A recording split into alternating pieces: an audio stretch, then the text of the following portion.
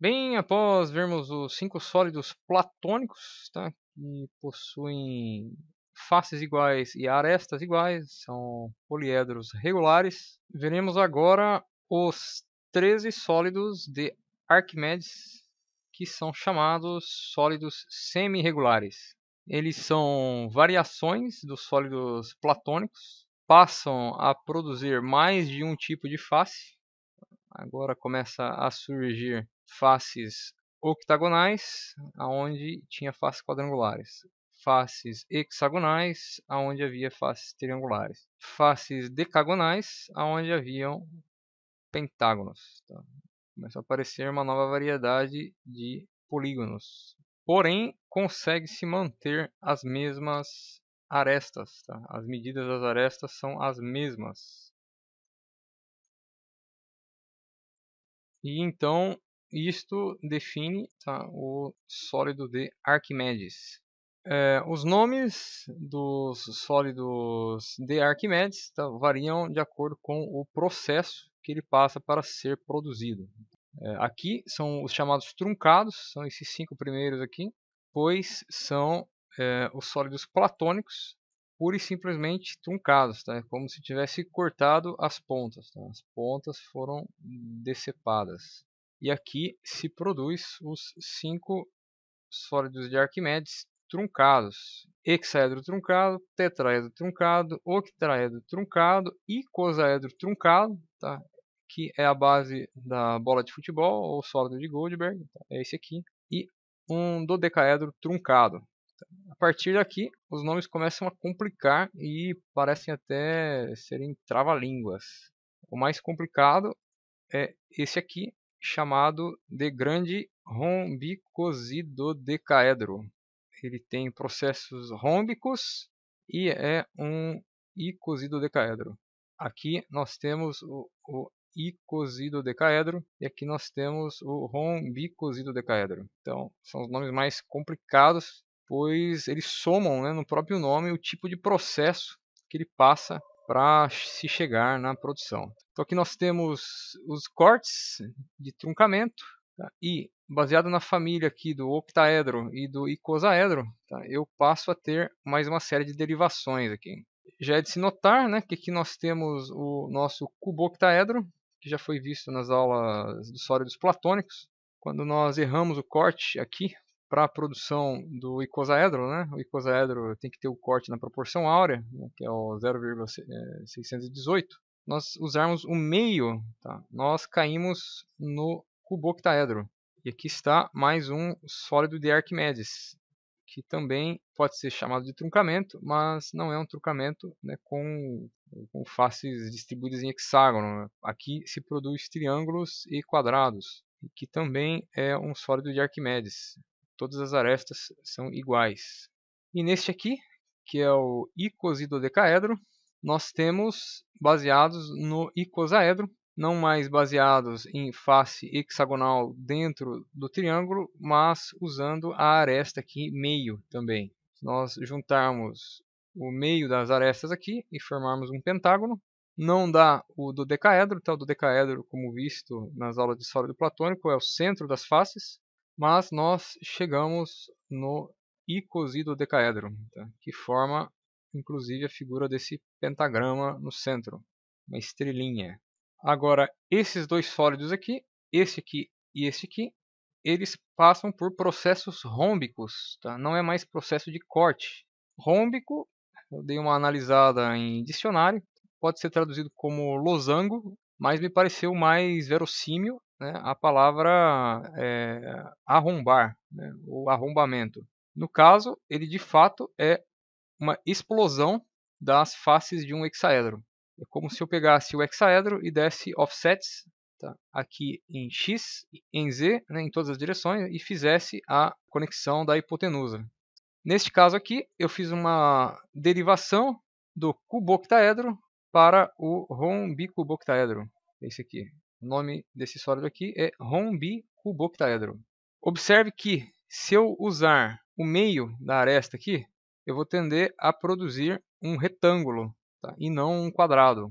Ou seja, não é sólido de Arquimedes, porque retângulo não tem as duas faces iguais, tem faces diferentes. Então, no meio da produção dele, tá, a gente tem que ter um sólido temporário, que é esse cuboctaedro truncado, que ficou com o nome do Kepler.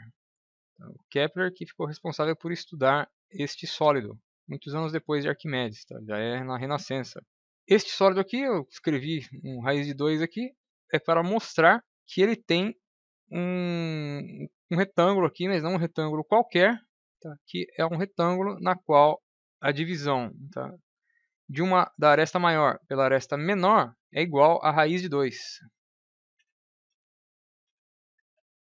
1.4142 aproximadamente. Tá? Raiz de 2 é igual a 1.421356. Tá? Raiz de 2 é a proporção, tá, utilizada nas normas das folhas A4.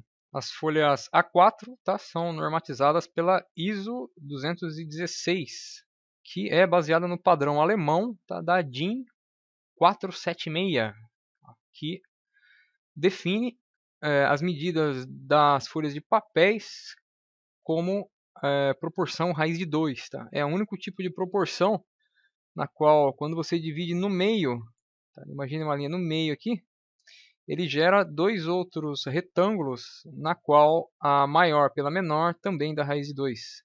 Tá? É uma propriedade dessa proporção raiz de 2. E fazendo o mesmo processo de corte aqui no icosidodecaedro, tá? Se eu fizer os cortes aqui, observe que ele vai gerar também um retângulo que já não tem mais a proporção raiz de 2, mas tem a proporção φ de Fibonacci, que é 1.618. Então, aqui está 1.618, que é o retângulo áureo. Nas aulas sobre espirais, lá da série GSD, eu mostro o espiral baseado nas proporções áureas. Vale bastante a pena assistir. Então, com base, né, nesse sólido aqui, eu fiz uma cópia dele e fiz uma explosão. Então, observe aqui, eu dei os raids na parte final, né, e veja a explosão necessária para se produzir a aresta. Então, para essa aresta aqui ter os 25 milímetros, eu tive que explodir essa face aqui para cima, essa face aqui para o lado, tá? Todas as faces quadrangulares, a fim de gerar a hipotenusa aqui igual a 25 milímetros.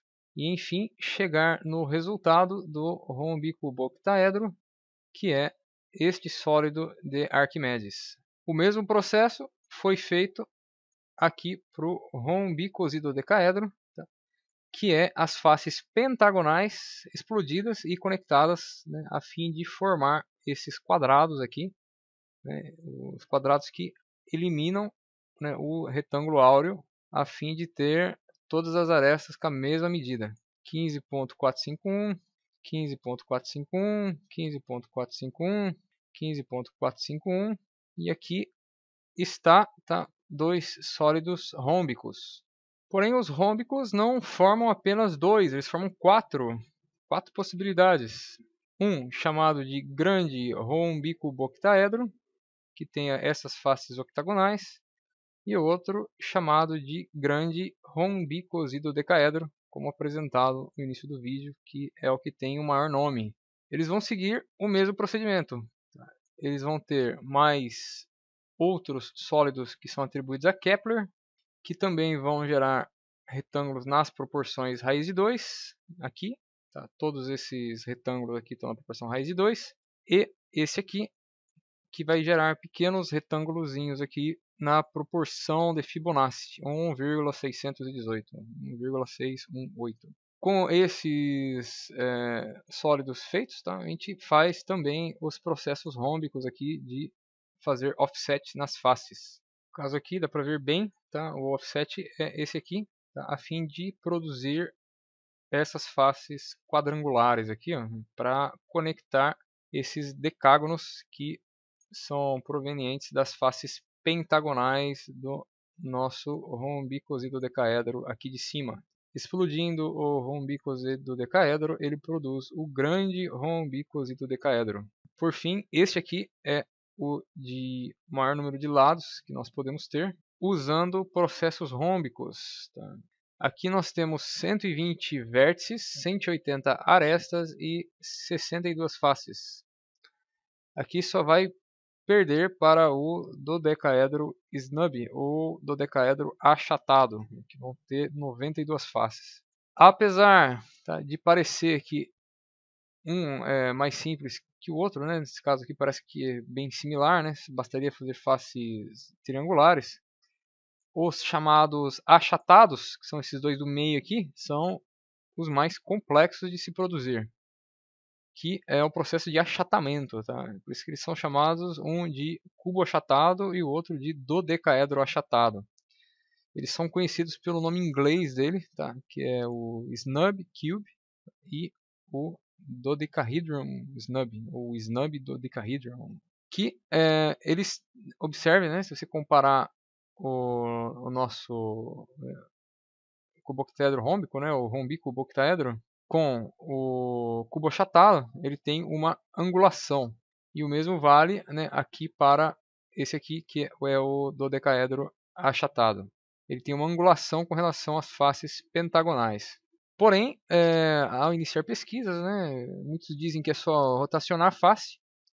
Porém, não é uma simples rotação. Tá? Observe que ele transforma faces quadrangulares em uma fileira de triângulos.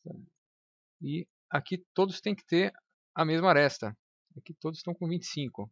E aqui todos estão com esse 15.451. Todos com 451, 15.451. O problema é que ele não é simplesmente uma rotação de face. Ele também, no lugar de expandir, igual foi no processo rômbico, ele encolhe. Em outras palavras, ele produz uma hélix. Tá? Eu acabei chegando na hélix que ele produz aqui, que é essa hélix aqui.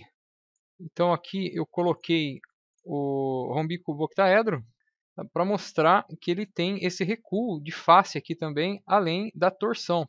Ele forma um início de espira aqui, tá? Eu só dei a extrapolação para mostrar a espira que ele tende a fazer. Ou seja, né, para a face quadrangular virar triângulos, ele precisa girar e encolher. E ele também produz, de um lado, esse sólido e do outro, um sólido oposto. Ele é um tipo de sólido com uma propriedade chamada quiromorfismo. É como se fossem as nossas mãos, ele é espelhado, é quiromórfico. Se as faces rotacionarem num sentido, ele fica destro. Se rodarem no sentido oposto, ele fica sinistro. Aqui está sobreposto. Mas aqui no Assembly, eu consigo mostrar com mais precisão, tá, a diferença de um destro e de um sinistro. Aqui nas faces pentagonais, tá, observe o direcionamento. E aqui com faces quadrangulares. Bem, então esta foi a apresentação dos sólidos platônicos aqui em cima, os truncados na segunda linha. Nós temos o que eu chamei de meia aresta aqui na terceira linha, que é o cuboctaedro e o icosidodecaedro. Eu tenho aqui o rombicuboctaedro, aqui eu tenho aqui o rombicosidodecaedro nessa face aqui. Aqui embaixo eu tenho os grandes rômbicos, tá? Que é o grande rombicuboctaedro e depois eu tenho aqui o grande rombicosidodecaedro aqui embaixo e os mais complicados, tá aí, de mais faces até, é o que mais atinge o número de faces, que são o cubo achatado destro e cubo achatado sinistro aqui, são esses dois, e também o dodecaedro achatado e sinistro aqui, destro de um lado e o sinistro do outro. Vou colocar o nome destro e sinistro. Bem, então esta aqui é a apresentação dos sólidos de Arquimedes.